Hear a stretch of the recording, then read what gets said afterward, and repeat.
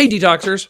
Welcome to a special episode of the Disinfo Detox. Today, I am joined by Andrew Tonkovich, and he is a longtime editor of the Santa Monica Review and the founding editor of Citric Acid, an online Orange County literary arts quarterly of imagination and reimagination.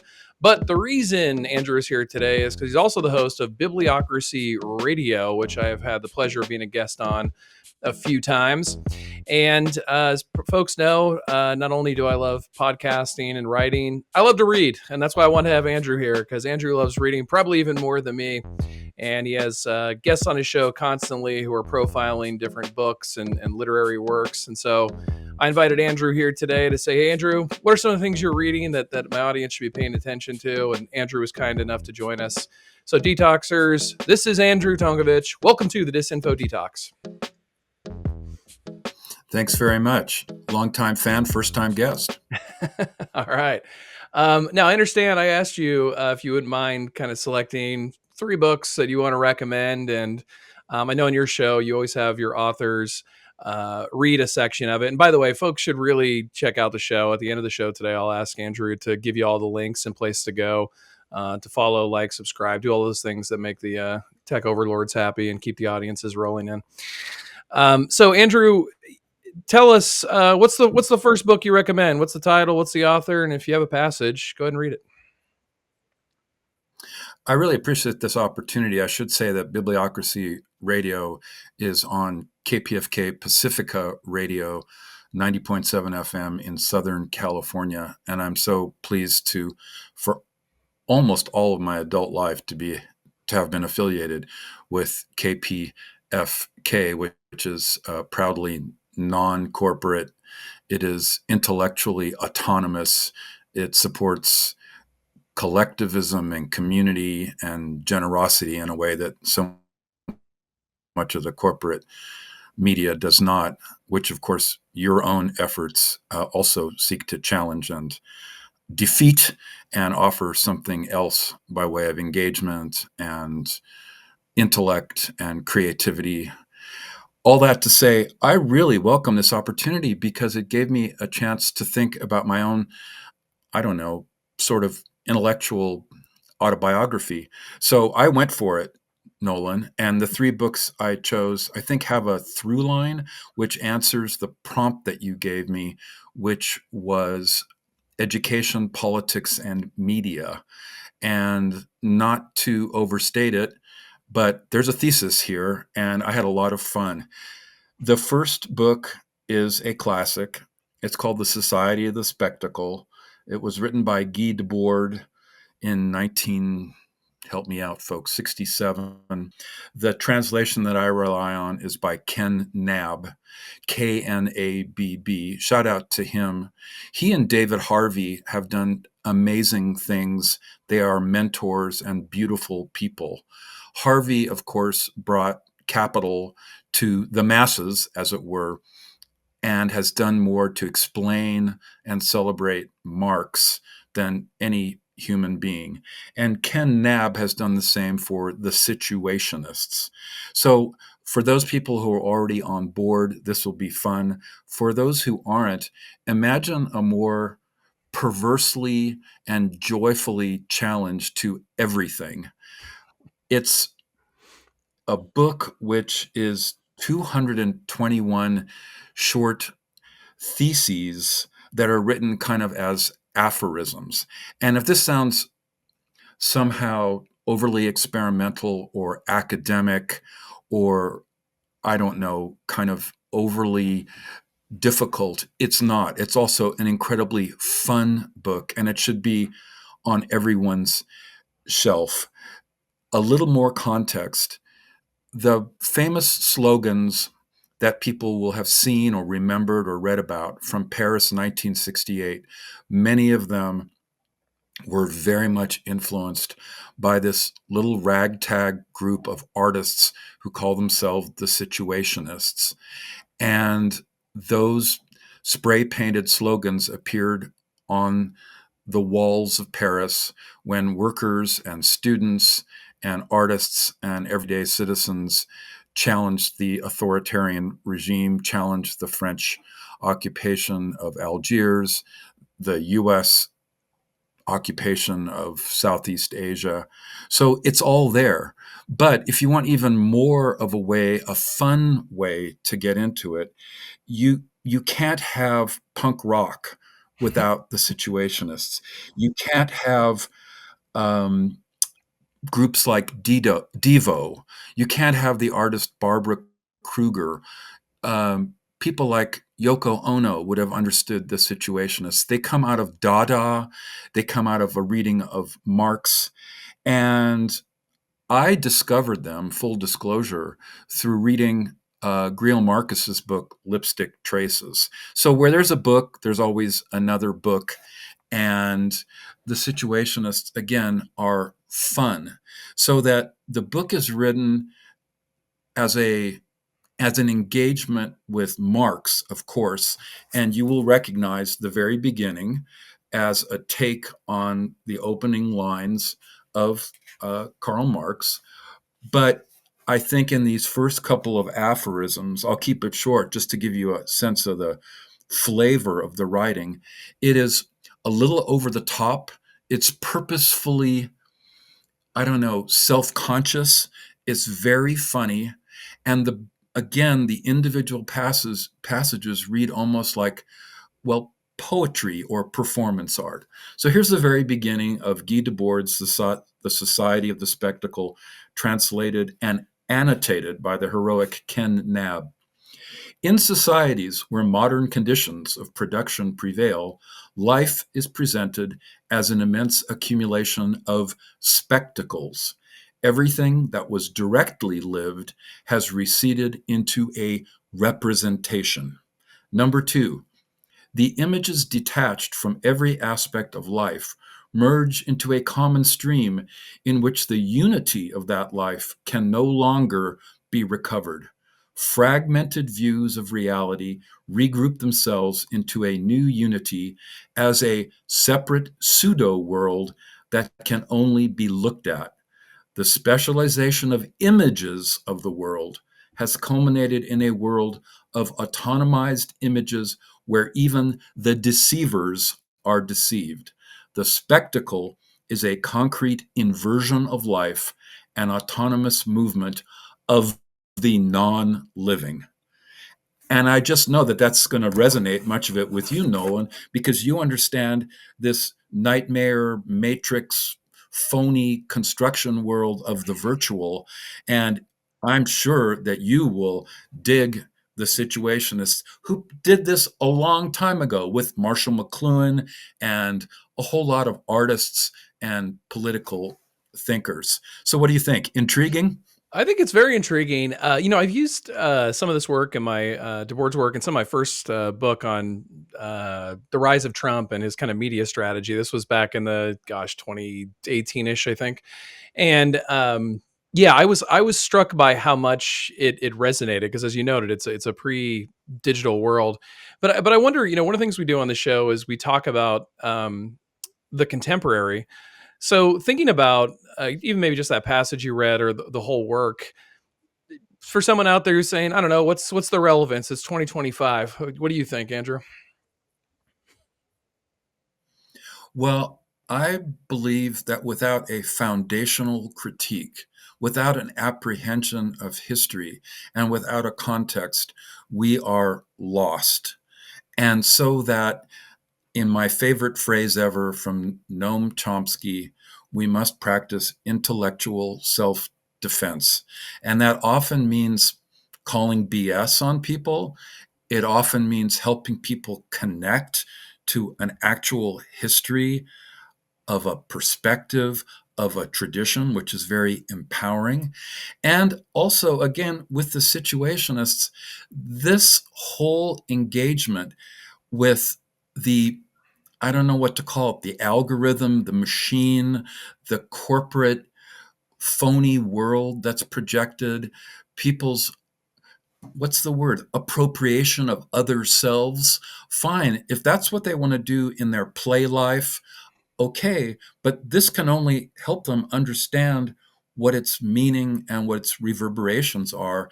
And for us, political types, it's absolutely essential. Folks might recognize also, I think I mentioned it, the film The Matrix, which I'm sorry, in some ways has become a bit of a cartoon of itself. But that first film brought a lot of people into ideas that were very much out there and which have been with communities of critical apprehension for a very long time. And can I just say it again? This book is fun. It's the kind of book where you can pick any of the 221 short passages, read it out loud, think about it, share it with your friend, your partner, your colleague.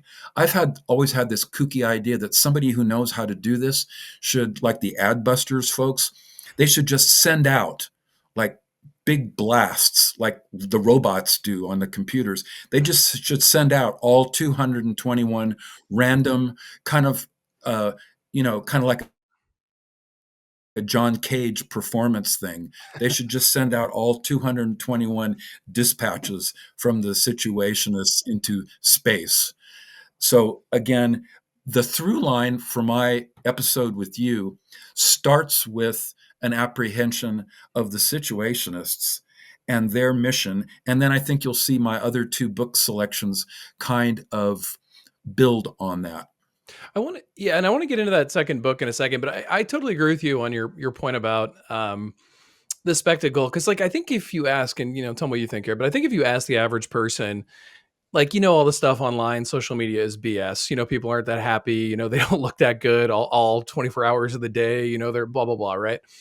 I think they would agree. But in practice, I think folks have started to be acculturated to accepting a lot of this stuff as true. I was having a discussion with just someone last night, and they were talking about how they have the money and the time and the privilege to be able to travel, but they just don't feel like it. But they feel like they're constantly being pressured to travel. And we kind of unpacked that in a fun conversation. Basically what it came down to was like, in the digital world, anytime you open up your screen, everyone's having fun. They're traveling. They're going all these places. It almost puts this FOMO on this person, right? Even though this is the type of person who knows the internet is BS, but they feel that feeling is real of FOMO. It's projected from that spectacle, and I think a lot of folks are struggling with that, and they'll find this book useful. So I'm dying to know. This where this goes here. So what's the second book in this through line that you have to recommend to us here? And read a passage if you have it as well.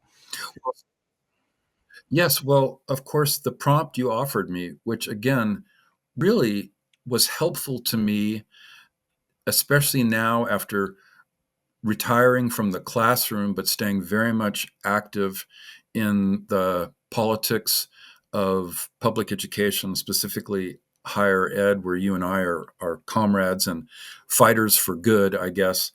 And I was thinking about the people who made me the weirdo that I am in the classroom. And they are, of course, Paulo Freire, Stanley Aronowitz, um, Lowen's book, Lies My That's my Teacher teacher. Taught Me or Told Me. Yeah, thank you. Bell Hooks, of course, a remarkable early influence on me. And I was reading Society of the Spectacle, and in the annotations, the name Clark Kerr came up. Kerr, of course, the infamous doomed liberal, we might say now neoliberal, UC Berkeley chancellor, who, tried hard but got beaten by Ronald Reagan. He wrote a book called The Uses of the University or The Uses of the Multiversity. I think there's two different versions of that. So I had to go, of course, to the thinker on pedagogy and on politics who influences me all the time, and that's Henry Giroux, Mm. Girous. He's a renowned Canadian educator, and picking one book is pointless because he's written so much. And in some sense, he's been arguing the same position for many, many years. And so the book I picked is, ironically, about 10 years old, and it's called Neoliberalism's War on Higher Education. And the sad fact is that everything that he wrote 11 years ago is only more so now and more complicated. So the first chapter is called Neoliberalism's War on Democracy, but I'll just read you what he diagnoses as a dystopian world of corporate education. Quote, in which learning how to think, appropriate public values, and become an engaged critical citizen is viewed as a failure rather than a success, instead of producing, quote, a generation of leaders worthy of the challenges. The dystopian mission of public and higher education is to produce robots, technocrats, and trained workers. There is more than a backlash at work in these assaults on public higher education.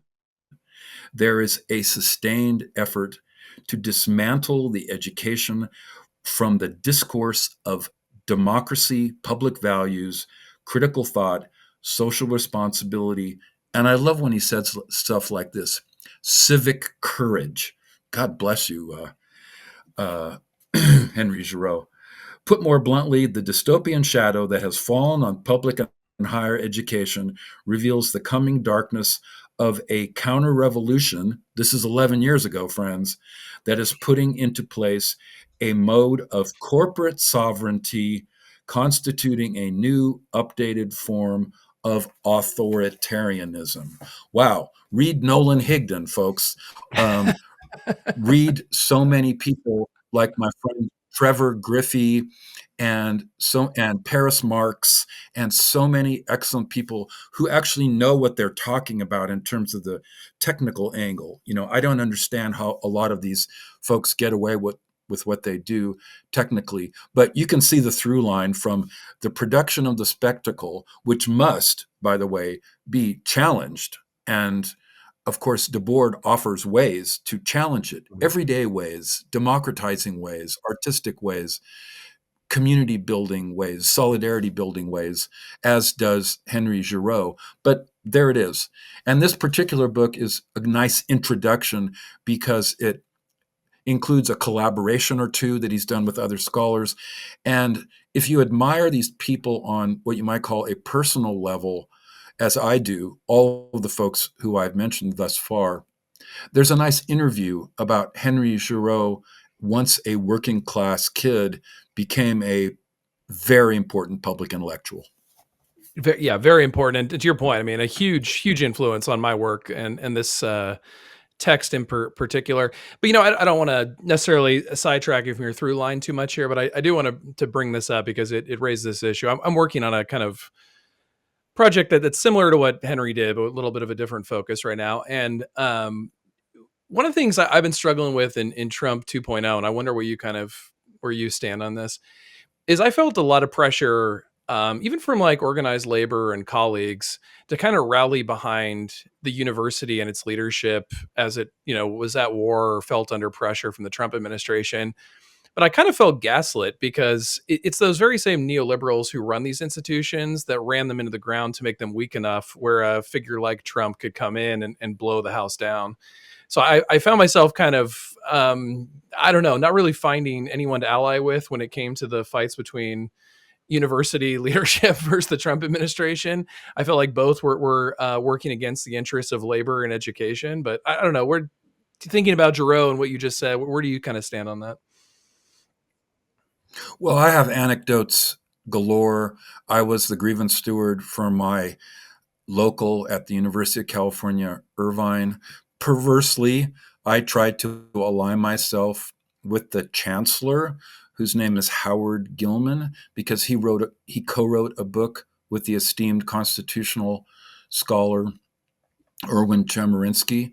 So before COVID and during the beginnings of the first Trump regime, I actually taught their book to undergraduates, a book on campus speech. And the chancellor was nice and agreed to be interviewed. I featured him on my radio show, but soon came to understand that I wasn't really allowed to test the limits of their thesis and got some pushback, very, very polite pushback. I taught the book for about 2 years, and I have to say, the shift on especially Gilman's politics and his direct assault on speech on campus, including the Gaza encampments, has just been, I don't know what to call it, a predictable, almost hilarious and ironic, I won't say disappointment, but, you know, don't depend on corporatist liberal folks. I mean, I'm sure you know the old joke, Nolan, but I'm always eager to share it, especially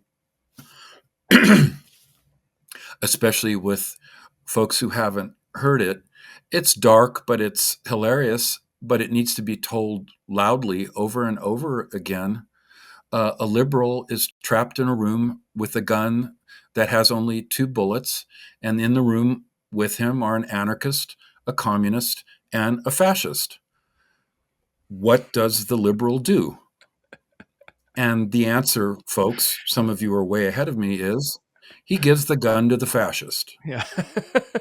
Now, that that is a very, end of Weimar 1930s joke, and I offer it with all the encouragement to use it, but also to understand just how on the nose it is at this very moment.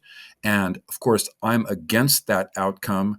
I try to work with liberal folks, with institutions, but it's very, very hard when your own union is collaborating with big tech, when obviously the UC seems ready to completely negotiate with, I'll just say it out loud, an anti-intellectual, an anti-education fascist.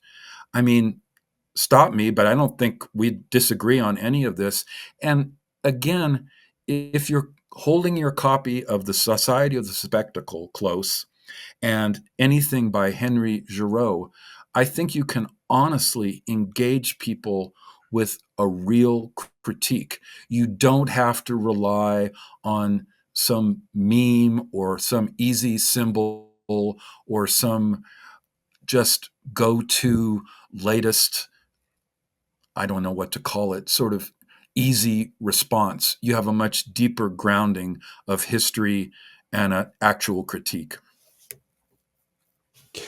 Yeah, I think that's absolutely fair, and I'm glad you brought that up because, and that's another part too, is that organized labor by very definition should be antagonistic toward corporations, and the fact that organized labor has gone through these same higher ed systems and come out believing that corporations have a role to play in collective bargaining, I think illustrates how far down the neoliberal rabbit hole this country has gone.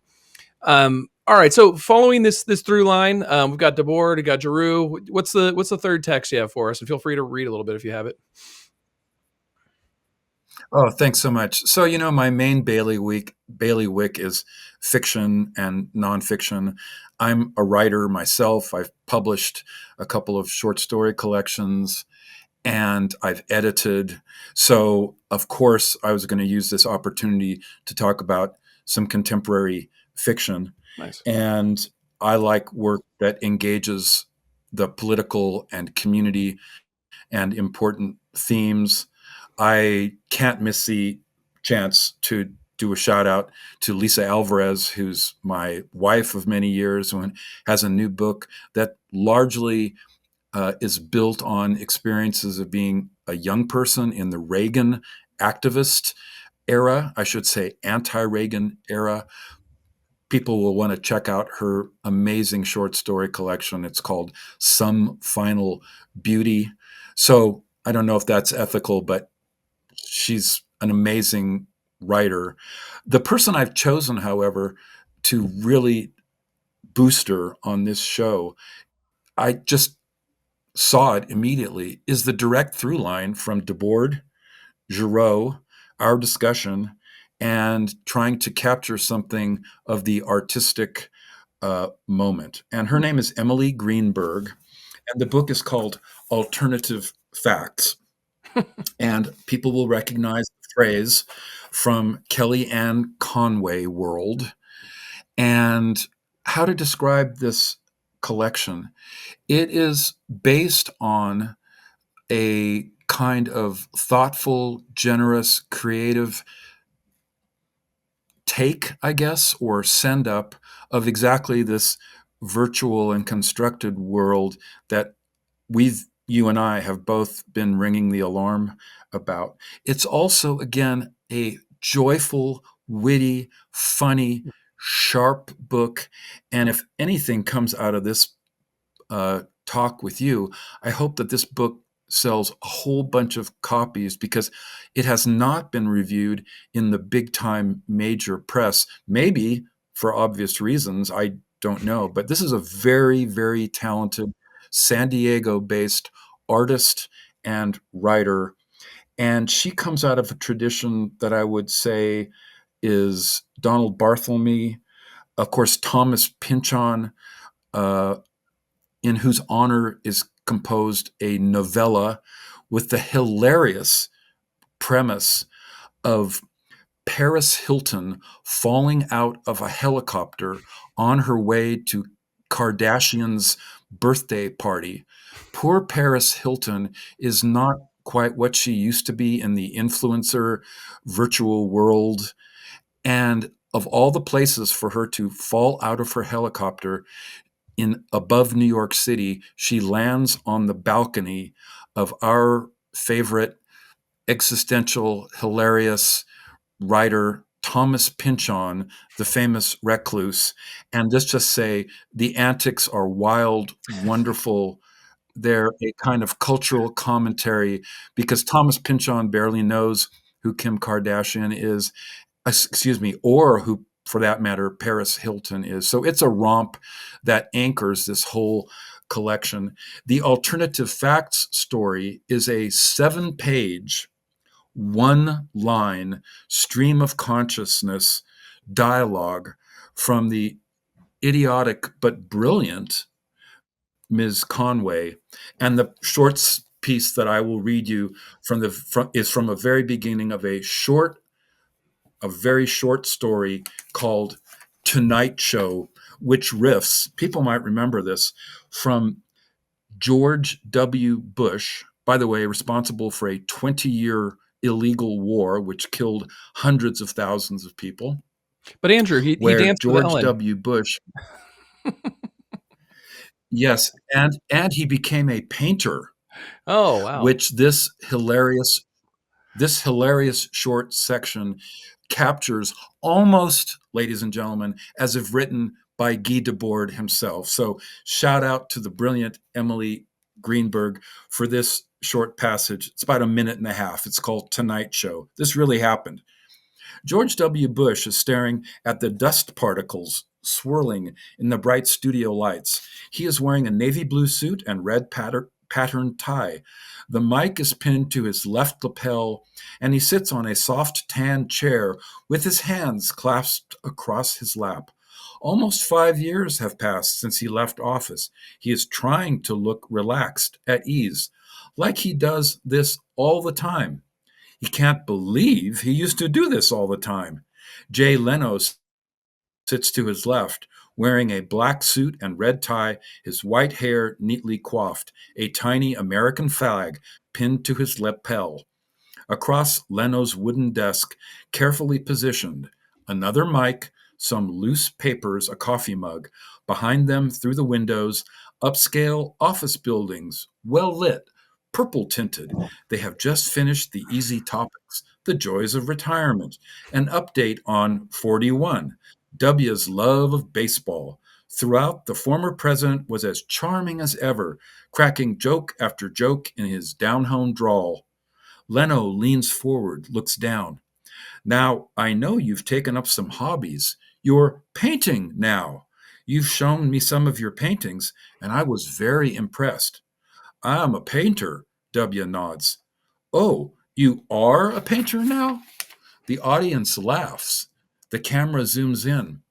I mean, you may not think I'm a painter. I think I'm a painter. No, but is that second on your credits? Leno jokes. President of the United States. He raises his hand as if to place something on a high shelf, then lowers it. Painter? W laughs quietly. Well, it depends on whether you like the painting or not. No, they're very good. Did you take lessons or? How did you start painting? Why did you start painting? Are you trying to communicate something deeper to us through the paintings? What do you feel? Since a hacker leaked photographs of the paintings in February, no one has wanted to talk about anything else. He knows what the audience wants him to say, that he's guilt-ridden, that he's sorry, that the paintings are his way of reflecting on his presidency, of soul-searching. But it's nothing like that. He never thinks about his time in office, never thinks about the war or the made-up WMDs. Search for the meaning beneath the brushstrokes, he wants to tell them, and you'll come up short every time. I take a lesson from a woman named Gail Norfleet once a week in Dallas, he says, knowing this explains nothing. He stares again at the dust swirling in the bright studio lights, the dust of West Texas, the dust of his childhood. That's Emily Greenberg from a brilliant collection featuring that short story called Tonight Show. It's thrilling. That is such a great text, and going inside of W's mind there is really impressive. What it kind of reminds me of as well, something I've been thinking about.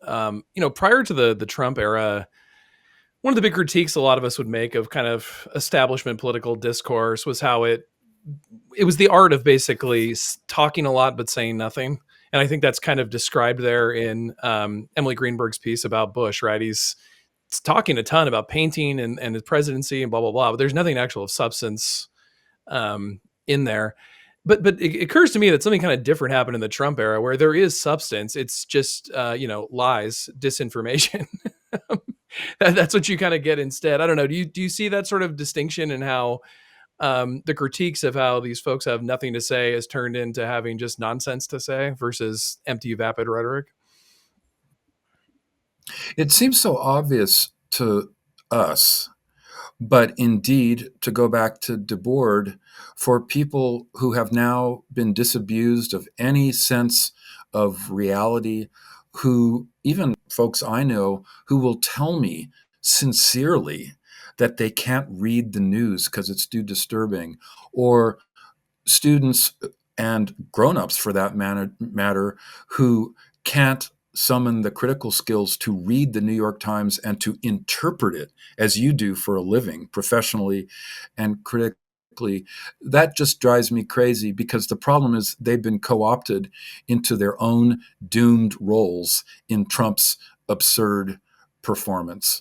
And again, there's another great writer called Steve Almond who wrote a book. Forgive me if I get the title wrong, but I think it's called something like Bad Stories. We are in an epoch of bad storytelling. The lowest common denominator, the put people on an island, the so-called reality shows.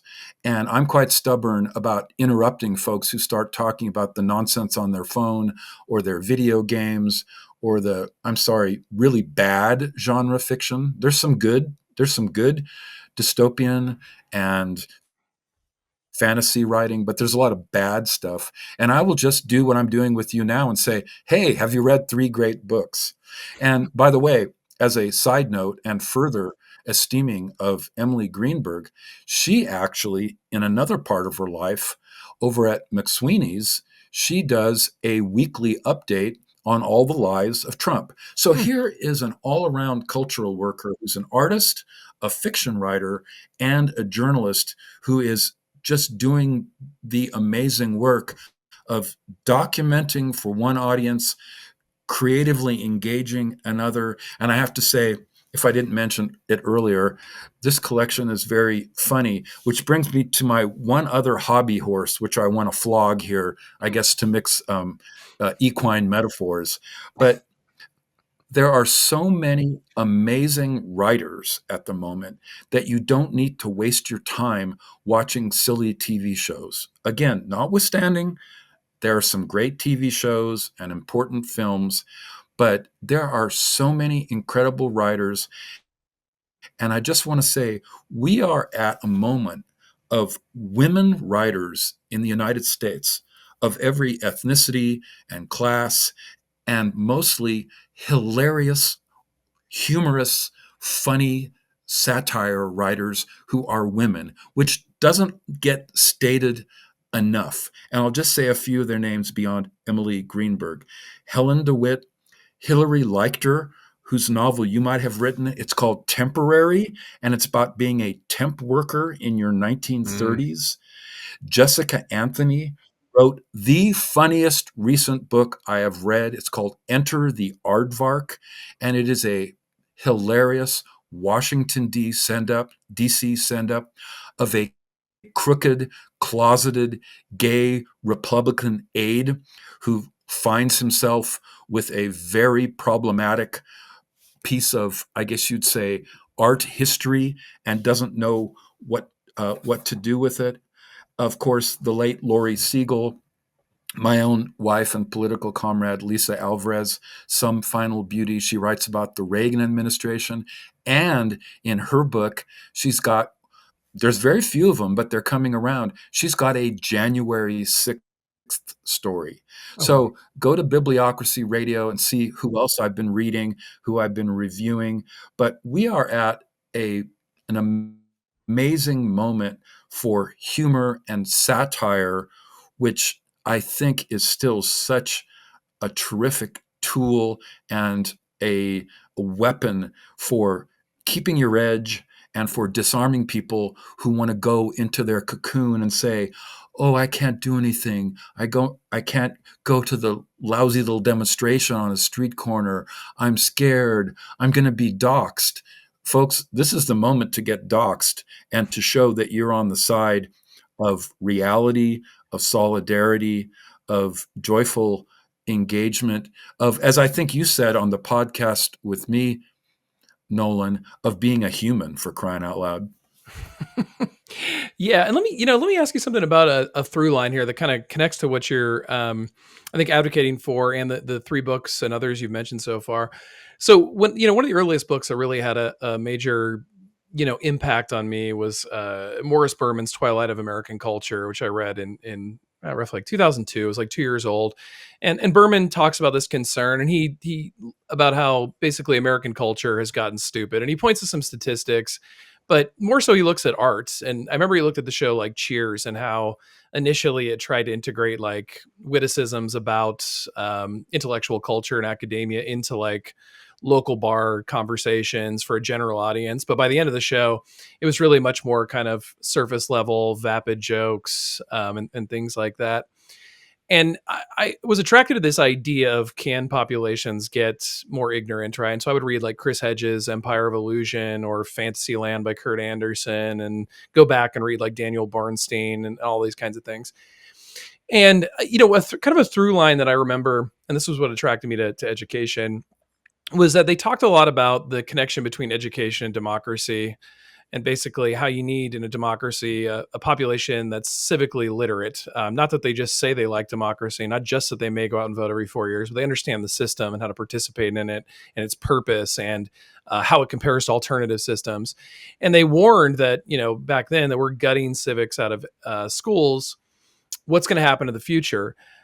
It seems to me, as we follow that kind of through line of the text that you've offered, we're sort of at that moment where we're dealing with threats to democracy and maybe the end of democracy in the United States.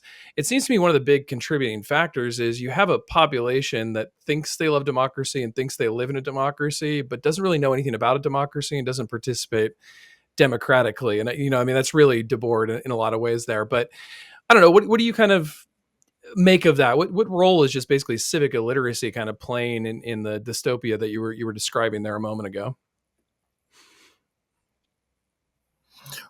Well, I'm not going to disagree with you on any of that. I started teaching, unbelievably, perhaps before there was email and the internet on campus.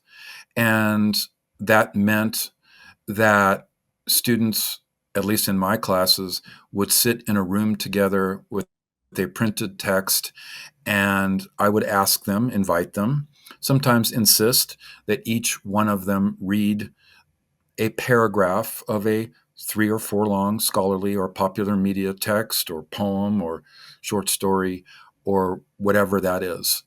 Now, this might seem a kind of absurd or ridiculous prescription, but that is a human connection which can easily subvert the virtual or substitute life.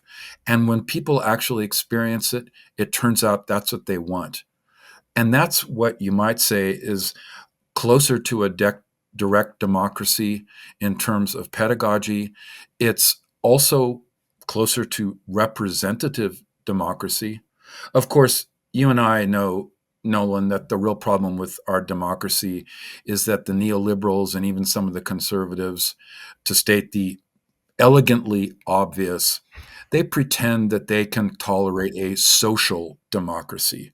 They cannot tolerate and will not allow an economic democracy, which I guess makes me a vulgar Marxist, or more to the point, a proud member of DSA and a trade unionist who believes finally that at places like the University of California, until the Senate faculty who decide what students read, what behaviors are, who decide the working conditions and the interactions of the community there, until they are represented by a democratic labor union, we will have no any kind of democracy at what should be, the greatest public education institution in the United States, if not the world.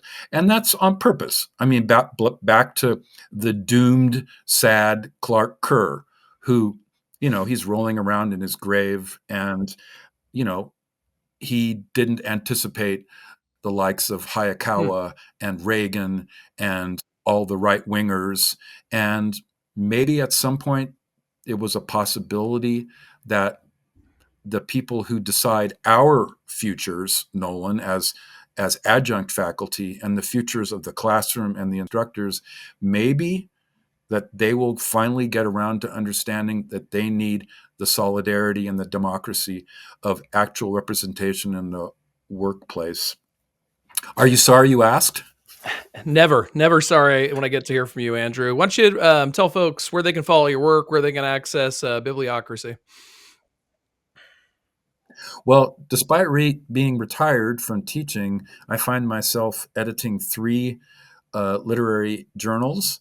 One of them is the actual physical journal that's been around for 36 years called the Santa Monica Review. It's a West Coast prose journal. I also edit the online Citric Acid, which is about Orange County, California. Yes, thank you for laughing at the joke.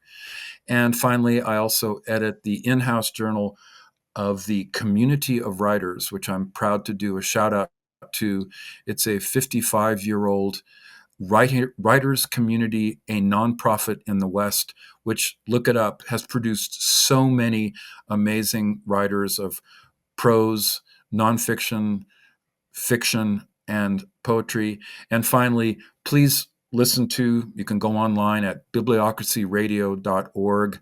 I've been doing it for about 16 years, talking to writers every week at KPFK 90.7 FM, the Pacific station in Southern California. All right. Andrew Tonkovich, thank you so much for being on the Disinfo Detox. It's been a pleasure chatting with you. Thank you, Nolan. All right. And thank you, Detoxers. We'll see you again soon.